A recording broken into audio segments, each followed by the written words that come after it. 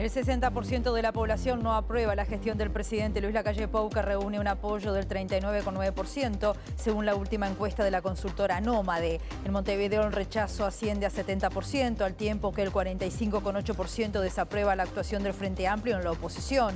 A la hora de valorar el gabinete ministerial, la titular de Economía, Susana Arbeleche, es la que tiene peor imagen, con 46,6% de opinión negativa entre las personas consultadas, seguida del ministro del Interior, Luis Alberto Heber, que marcó 46,5% de desaprobación.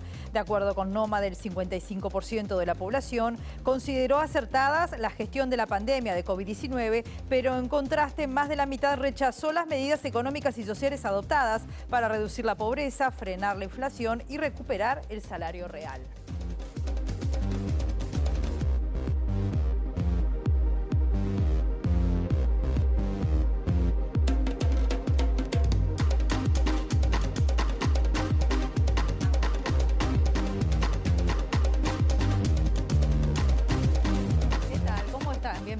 Bienvenidos a MB Noticias. Comenzamos el informativo en un mediodía que se presenta a esta hora con 19 grados. Va a seguir así según Inumet, nuboso, cubierto con probables precipitaciones hacia la noche. Estamos viendo, como lo hacemos siempre a esta hora, las imágenes del Centro de Gestión de Movilidad de la Intendencia de Montevideo. Hay algunos datos a tener en cuenta para, por ejemplo, en el tránsito, en Gonzalo Ramírez entre Selmar Michelini y Carlos Quijano está afectado el tránsito, hay trabajo de saneamiento hasta las 5 de la tarde, o si no, en Avenida Libertador entre Ramón Escobar y Venezuela también está afectado el tránsito y lo estará hasta el próximo 30 del corriente hasta las 18 horas, de 7 a 18 horas en ese punto está complicado el tránsito. Y ahora compartimos con ustedes los principales titulares.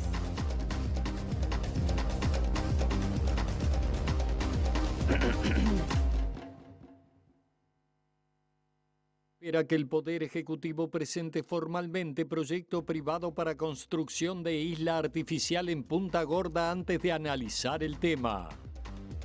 Especialistas de Argentina y Uruguay en diálogo con MBD Noticias bajaron el nivel de alarma por presencia de la viruela del mono en la región.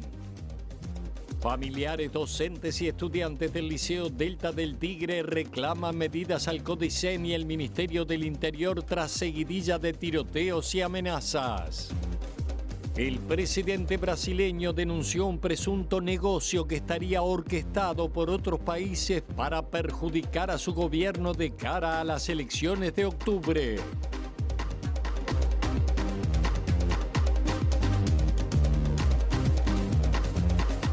Del informativo vamos a ver en qué están trabajando nuestros periodistas. Es el caso de Eduardo Delgado. ¿Cómo estás, Eduardo? Bienvenido. Buen mediodía para ti. Buen mediodía, Rosina, un gusto saludarte. Tanto docentes como alumnos y familiares de estudiantes hablan de situaciones de violencia en diferentes liceos, tanto de Montevideo como del interior del país. A su vez, el sindicato de profesores, FENAPES, habla de falta de diálogo de parte del gobierno y reclama medidas urgentes para atender estas situaciones. Vamos a estar hablando en un rato con Julián Mazzoni, es el consejero electo por los docentes en el Consejo Directivo Central de la ANEP, para conocer la información que llegó justamente al CODICEN y las medidas que se pueden tomar al respecto. Muy bien, te esperamos, Eduardo. El otro móvil está ubicado en el Hospital de Clínicas. Hay una jornada importante a esta hora. Mauricio Pérez está por allí. ¿Cómo estás, Mauricio? Bienvenido, buen mediodía para ti. Buen mediodía, Rosina. En el marco del Mayo Amarillo, el Hospital de Clínicas está realizando una campaña de concientización sobre los siniestros de tránsito en Uruguay y su impacto en los sectores más vulnerables de la sociedad. En instantes estamos ampliando la información. Muy bien, volvemos contigo cuando lo dispongas, Mauricio.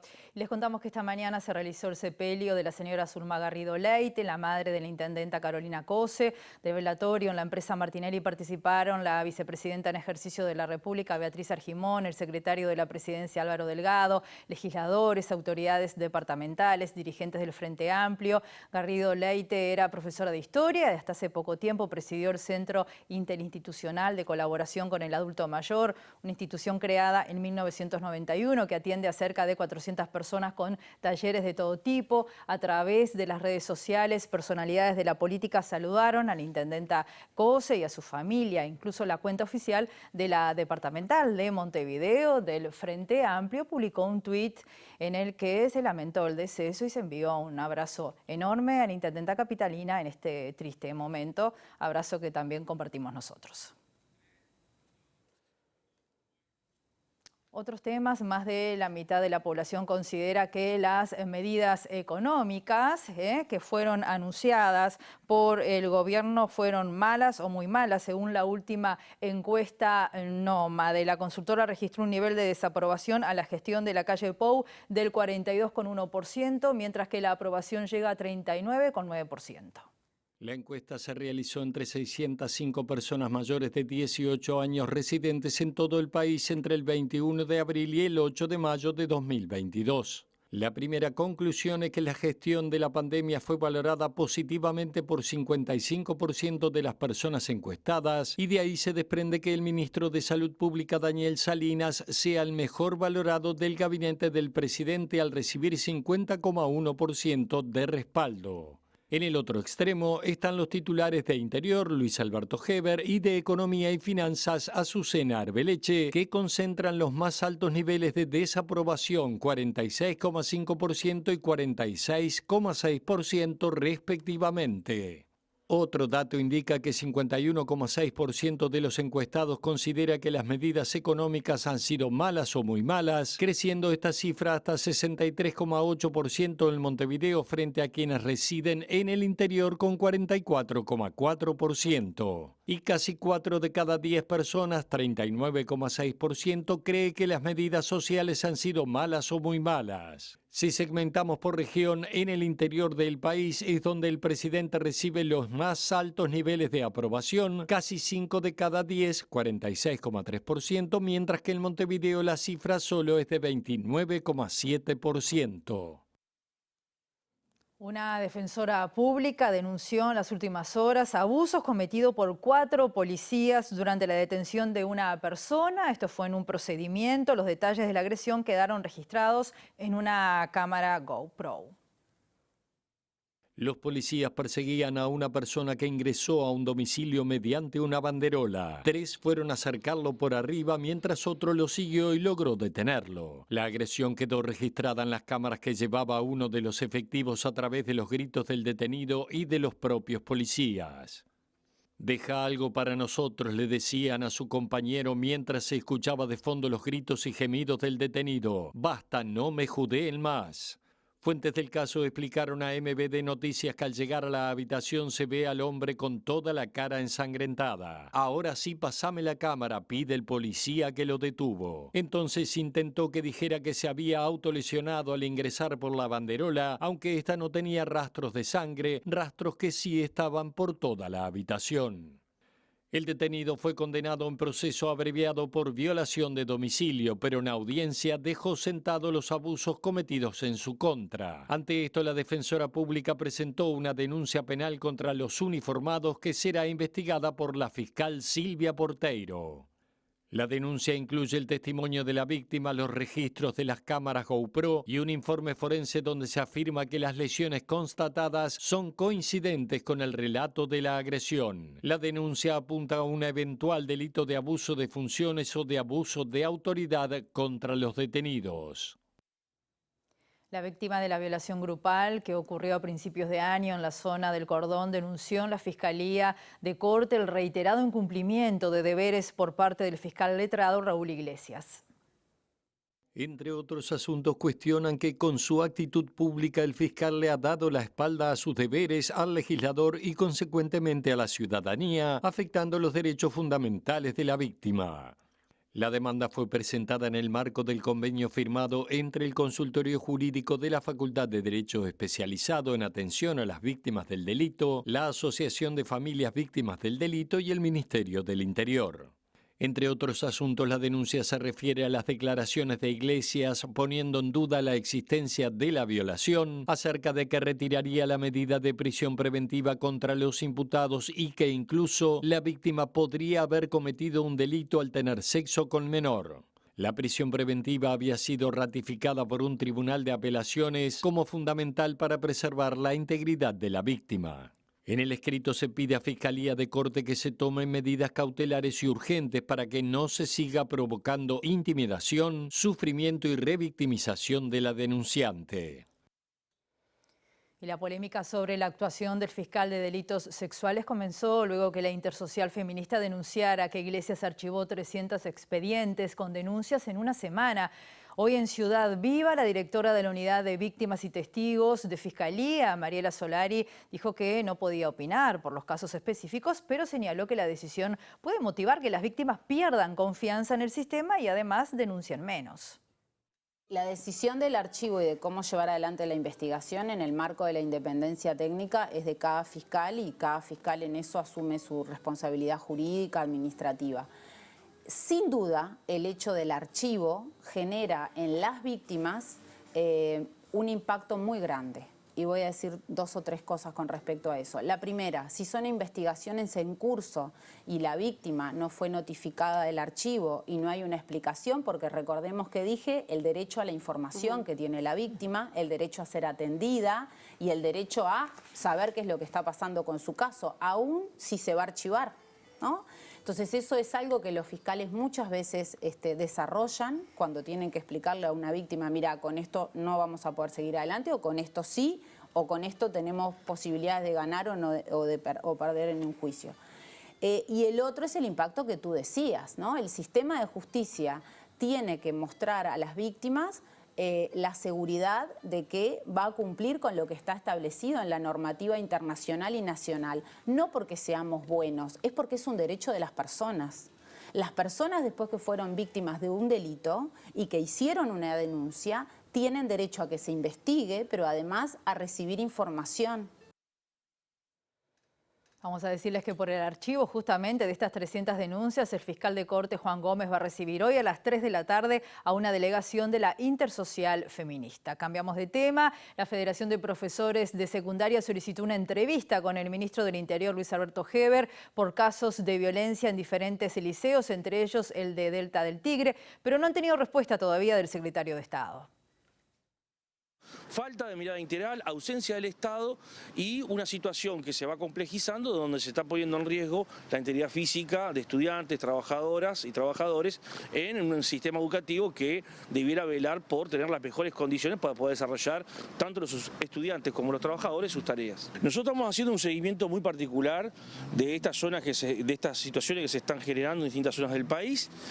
Aquí lo que está faltando es diálogo. Docentes, alumnos y familiares del Liceo de Delta del Tigre advierten sobre situaciones de violencia que incluyeron disparos de armas de fuego y piden más seguridad, equipos multidisciplinarios y adscriptos. Los profesores decidieron reintegrarse a las clases pero mantener el conflicto. Nosotros tenemos puntualmente como reclamos la presencia policial, que de hecho ya en el día de ayer se acercó al liceo y básicamente la experiencia que tenemos, y por eso les comentaba esto, es que muchas veces sucede que la presencia policial, este año nosotros hemos tenido decenas de llamados, no hemos tenido prácticamente respuesta, únicamente apareció la respuesta cuando sucedió este hecho relatado anteriormente y además, bueno, cuando estuvieron las cámaras, por supuesto, en el liceo, se hizo enseguida presente la fuerza policial.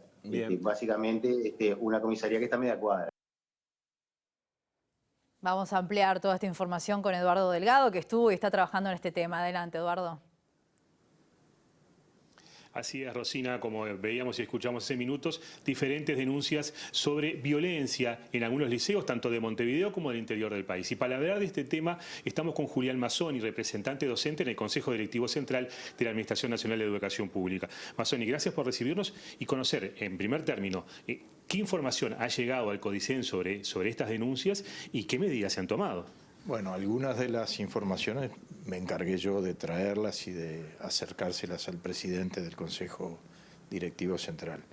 En realidad podríamos hacer una enumeración. El primer incidente, digamos, que da la pauta de cómo estaba la situación es en el Liceo 2 de Canelones, de la ciudad, Canelones capital.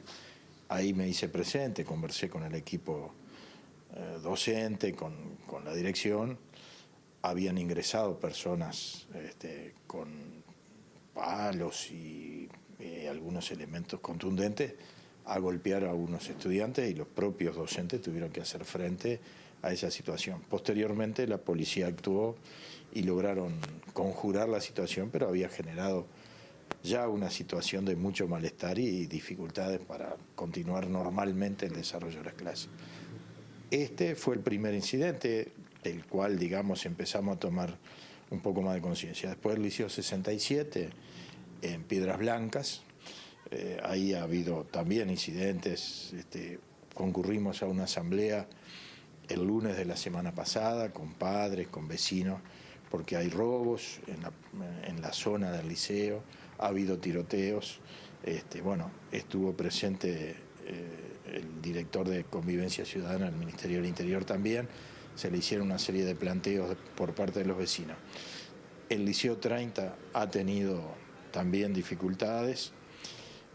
Anteriormente habíamos tenido un incidente en la UTU del Cerro, pero tal vez la situación más compleja, donde se planteó una situación más violenta, fue en el Liceo de Delta del Tigre, que ya llevan más de una semana solicitando la atención de las autoridades del Consejo Directivo Central. Y finalmente, Mazzoni, hubo esta atención. Cuéntenos un poquito cómo fue esta reunión y quiénes participaron. Bien, en el día de ayer los padres, junto con los docentes y estudiantes, inclusive había, se hicieron presentes en el Consejo Directivo Central con el objetivo de solicitar una entrevista al presidente Robert Silva, que no los pudo atender, pero los atendimos la consejera Daisy Iglesias, electa por los docentes igual que yo, y el consejero Gavito, que estaba llegando en ese momento al Codicen. Ellos designaron una delegación que se reunió con nosotros y creo que fue un paso importante porque empezó a generar condiciones para encontrar una solución que va a ser difícil, requiere equipo multidisciplinario, requiere más personal en la institución y también requiere una acción del Ministerio del Interior, que ayer se hicieron algunos contactos, ya se habían hecho antes entre el presidente del Codicen y el Ministerio del Interior, pero en este caso se requería una acción especial de la policía y además nosotros entendemos que requiere también una acción especial del Ministerio del MIDES, de ACE y probablemente de alguna otra institución estatal, porque el problema de la zona de Delta del Tigre es que una serie de contenciones sociales que existían, que tenían que ver con aulas comunitarias, con trabajo del INAU, con adolescentes que estaban desvinculados del sistema, se dejó de hacer y por lo tanto estos grupos de adolescentes se reúnen en la esquina del liceo y bueno, ahí fue que se generó el tiroteo. Pero además hay vínculos de estos adolescentes, gente joven, algunos, pues, probablemente algún mayor también, con estudiantes dentro del liceo. Y han tenido los profesores que enfrentar la situación. Para ellos se colmó el vaso con un tiroteo que hubo en un momento en que estaba desarrollándose una clase de educación física, donde por milagro no hubo heridos. Bueno, y a partir de ahí decidieron cortar las clases con apoyo de los padres. La gente no está mandando a sus hijos a la institución y bueno, y reclamar soluciones al Consejo de Secundaria y al Consejo Directivo Central. Recién ayer. Ustedes, justamente los representantes docentes, ¿tienen previsto algún planteo formal de medidas en el propio Codicen? Sí, no solo los representantes docentes, sino también el consejero Gavito. Acordamos ayer una serie de solicitudes que vamos a plantear en la reunión del Consejo Directivo Central. Bueno, entendemos que teniendo las voluntades de 3 de los consejeros, en un total de 5, vamos a... Y pienso que los otros consejeros, una vez que conozcan la situación, también van a acompañar. Digamos, vamos a plantear algunas soluciones que pasan por cosas que tienen que resolver secundaria, como mejorar la situación del personal, crear algún cargo, y pensamos que, y esto es una cuestión más personal, pero que en la rendición de cuentas vamos a tener que encontrar algún mecanismo para tener equipos que puedan dar una respuesta rápida a estas situaciones, porque es necesario primero contener a los propios docentes que pasan por una situación de violencia y que no pueden dar la clase como si no hubiera pasado nada, y a partir de ahí planificar un trabajo hacia toda la comunidad y particularmente hacia los estudiantes, y esto requiere psicólogos, requiere asistentes sociales, requiere educadores. Entonces, bueno, esto yo creo que lo tiene que tener previsto porque la situación tiene que ver con una situación general de la sociedad donde todos tenemos claro que se ha evidenciado unas situaciones de violencia bastante complicada, donde, entre otras cosas, se ha perdido el respeto por la presencia de menores. Es decir, hemos visto, bueno, un ejemplo fue un asesinato de un matrimonio en presencia de sus 3 hijos menores.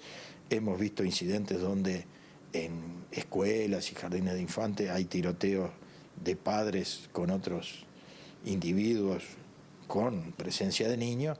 Pasó esto en este liceo. El liceo 30, me había olvidado decirlo, en el buceo saltaron por el muro unos muchachos, parece que eran gente relativamente joven, robó celulares. Son muchas situaciones que y sobre todo la sensación de que cuando se van acumulando hechos como estos, tarde o temprano puede haber un salto cualitativo y lamentablemente tener que pensar en situaciones todavía más complejas de las que tenemos hasta ahora. Yo creo que hay tiempo para tomar medidas que la eviten, pero bueno, es importante que las autoridades de la educación lo tengamos claro y el Ministerio del Interior también. Y seguiremos atentos entonces esta situación y también lo que mencionaba, la rendición de cuentas, bueno, donde los fondos para la educación sean uno de los temas centrales. Rosina, volvemos contigo. Muchas gracias, Eduardo. Y nosotros cambiamos de tema porque la infectóloga argentina Leda Gucci dijo hoy a MBD Noticias que es altamente probable que se confirme el primer caso de viruela del mono en su país. La integrante de la Sociedad Argentina de Infectología dijo que se trata de un hombre que retornó de España el 16 de mayo. El especialista dijo también que por ahora no es una situación preocupante porque es un caso aislado y no hay circulación comunitaria. Se trata de un paciente que tuvo un viaje recientemente a España, país en donde este virus está circulando y está ocasionando numerosos casos. Se trata de un señor que regresó al país el 16 de mayo, posteriormente comenzó con la sintomatología y rápidamente consultó, rápidamente fue aislado y se comenzó el seguimiento de sus contactos. La realidad es que lo que nos enteramos ayer es que en la muestra, en el análisis de biología molecular, se encontró un orthopoxvirus o un poxvirus para sintetizarlo, que es un virus que en Argentina no está circulando, por lo cual la sospecha más fuerte es que obviamente se trata de este virus de la viruela símica, y sin embargo igualmente hace falta una prueba más para terminar de confirmarlo, ¿no? Esto a nivel nuestro en realidad no nos preocupa en demasía, ya que se trata de un caso aislado en una persona viajera que fue rápidamente aislado, lo mismo que se está haciendo un buen seguimiento de los contactos, por lo cual por ahora para nosotros no es una situación preocupante. Ahora es momento de volver al móvil con Mauricio Pérez, que está en el Hospital de Clínicas. Adelante, Mauricio. Así es, Rosina, Mayo Amarillo, y se está realizando una campaña de concientización aquí en el Hospital de Clínicas, y para hablar de este tema vamos a estar conversando con Fernando Machado, director del Departamento de Emergencias del hospital, y consultarlo sobre cuál es la incidencia de los siniestros de tránsito en el país, cuáles son las principales consecuencias de estos siniestros. Sí, buenos días. La siniestralidad vial, y a mí me gustaría hacer énfasis en una cosa, y es erradicar la palabra accidente, porque son en realidad eventos determinados por la conducta humana. La siniestralidad vial tiene lamentablemente en nuestro país una tasa de mortalidad fija que está bien por encima, tal vez hasta 4 veces por encima del mundo desarrollado. Se ha ido trabajando sin lugar a dudas en los últimos años, hace ya más de una década que Uruguay tiene un conjunto de leyes y de medidas tomadas a lo largo de su organismo como es la UNACEP para poder trabajar en ello, pero nos queda todavía mucho por andar. El caso de la mortalidad es importante, la tasa de mortalidad es importante, pero también de las lesiones. ¿Cuáles son las principales consecuencias que sufren las personas en estos siniestros de tránsito? Nosotros tenemos alrededor de unos 3.500 lesionados graves por año, y de esos 3.500 hay un 50% que obedecen a motociclistas, muchos de ellos sin casco, y una de las lesiones más dominantes es el golpe en la cabeza grave, el traumatismo encefalocraneano, que tiene como consecuencia o la muerte del individuo o a veces las secuelas que quedan de por vida. De esas más de 3.000 personas lesionadas graves que tenemos por año, muchos de ellos quedan con secuelas lamentablemente de por vida. Y este auto que traemos hoy como símbolo de nuestro movimiento trata de representar y justamente expresar la problemática que tiene nuestra sociedad, que depende también de nosotros mismos para poder revertir estas cifras, que en definitiva son personas que mueren. Tenemos más de 400 uruguayos fallecidos anualmente como esta consecuencia, son personas que quedan lesionados y a los cuales los departamentos de emergencia, como es el caso del departamento de emergencia de nuestro hospital, tratamos de llegar en los menores tiempos posibles para poder revertir esta situación. Bien, menor tiempo de respuesta, mejor recuperación de la persona en caso de que así sea posible. Sin lugar a dudas, el trauma es una enfermedad tiempo dependiente. Una de las cosas que la caracteriza, aparte de las lesiones graves del sistema nervioso, es la pérdida de sangre, por eso el tiempo es vital en esto, y nosotros, bueno, en el hospital tenemos, entre otras cosas, equipos formados y conformados para tanto de cirugía como de neurocirugía, como de traumatología, cirugía vascular, para actuar con celeridad, y tenemos un protocolo de transfusión masiva para actuar con estos enfermos. Es decir que tratamos de llegar lo antes posible, tratamos de actuar lo antes posible, pero a través de este movimiento lo que tratamos también es de prevenir y de que estas cosas no sucedan. Fernando Machado, director del Departamento de Emergencia del Hospital de Clínica, gracias por estos minutos con MBD Noticias. Como decíamos, Rosina, Mayo Amarillo, campaña de concientización aquí en el Hospital de Clínica, y se van a estar realizando charlas con los usuarios del hospital. Volvemos con ustedes. Muchas gracias, muy importante, Mauricio. Nosotros hacemos una pausa muy breve, volvemos enseguida.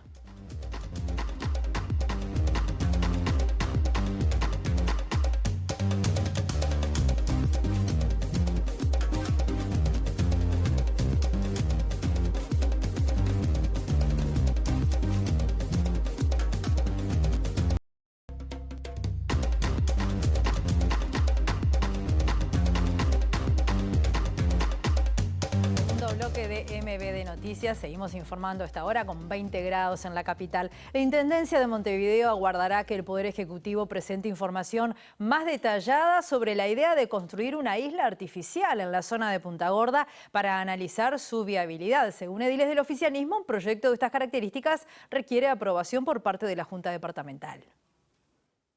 Fuentes del Ejecutivo Departamental dijeron a MBD Noticias que se enteraron del proyecto a través de la prensa. En este sentido, la Intendencia de Montevideo espera que el Poder Ejecutivo presente información oficialmente para avanzar en el análisis de la viabilidad y adecuación a las disposiciones ambientales y de ordenamiento territorial.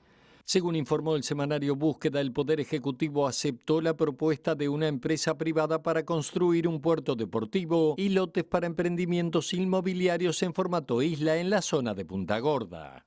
El proyecto MBD 360 es impulsado por la empresa Girkel Sociedad Anónima al amparo de la Ley de Inversiones, que le garantiza una ventaja competitiva de entre 5 y 20% ante una eventual licitación para construir el proyecto.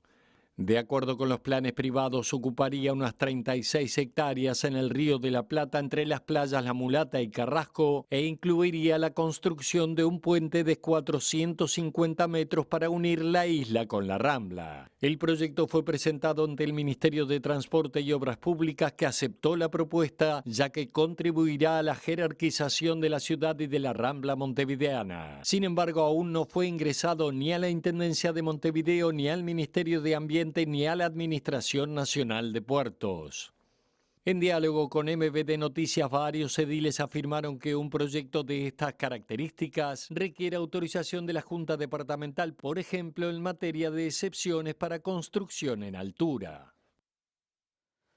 Y en el ámbito deportivo, entrevistado por la agencia EFE, el director técnico de la selección uruguaya de fútbol, Diego Alonso, volvió a elogiar el proceso Tavares al frente de la Celeste y dijo que se está preparando para ser campeón del mundo con la Celeste en Qatar. Yo al maestro lo respeto mucho, lo aprecio mucho. Él me conoce desde hace muchísimo tiempo. Él me conoce a mí desde niño porque vivimos en el mismo barrio. Él conoce a mis abuelos, a mis papás. Yo le tengo mucho cariño y respeto personal y profesional. Sé que ha dejado un legado y para mí, lógicamente, es una satisfacción el ser el entrenador post Tavares y realmente me siento complacido con todo lo que se pueda generar, en definitiva. Yo quiero ser campeón del mundo. Ahora, que lo vayamos a hacer ya son dos cosas distintas. Si lo queremos ser, tenemos que prepararnos para poder ser. Y es ahí donde yo hice énfasis, ¿no? Porque una cosa es lo que uno quiere y por más que lo repitan 1000 veces, no voy a hacer si solamente lo repito. Me quedo solamente repitiéndolo. Es que si lo queremos de corazón y lo queremos de verdad, nos tenemos que preparar para que suceda. Y en eso es lo que tenemos que trabajar y en eso hay que hacer hincapié. Ese es mi mensaje.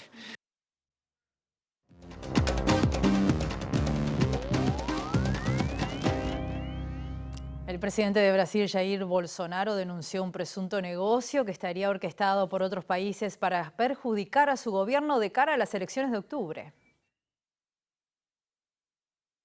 El mandatario brasileño denunció que Bolivia ha cortado el 30% de suministro de gas para entregarlo a Argentina, vinculando el acuerdo que alcanzaron esos países para la venta de gas con el recorte de lo que Bolivia vendía a Brasil. Parece que todo está orquestado, sostuvo Bolsonaro, quien explicó que hay que comprar el gas en otro sitio 5 veces más caro y agregó que es un negocio que parece estar armado para favorecer exactamente a ya saben quién. Preguntó el mandatario en referencia al expresidente Lula da Silva sin mencionarlo. El viernes Petrobras informó que estuvo recibiendo durante mayo volúmenes de gas natural inferiores a los solicitados en virtud del contrato firmado con la estatal Yacimientos Petrolíferos Fiscales de Bolivia, lo que está afectando la planificación operativa de la empresa brasileña y encareciendo las tarifas. En otro orden, la renuncia del exgobernador de San Pablo, João Doria, a su candidatura a la presidencia de Brasil aumenta las posibilidades de que Lula da Silva gane en la primera vuelta del 2 de octubre, según consideró el politólogo y director de la consultora Quaest, Felipe Núñez. El último sondeo de la consultora Quaest, realizado hace 2 semanas, mostró que Lula tiene una intención de voto de 46% contra 29% del actual presidente. Y nosotros nos vamos, los esperamos como siempre en la edición central a las 19 horas. Que pasen bien.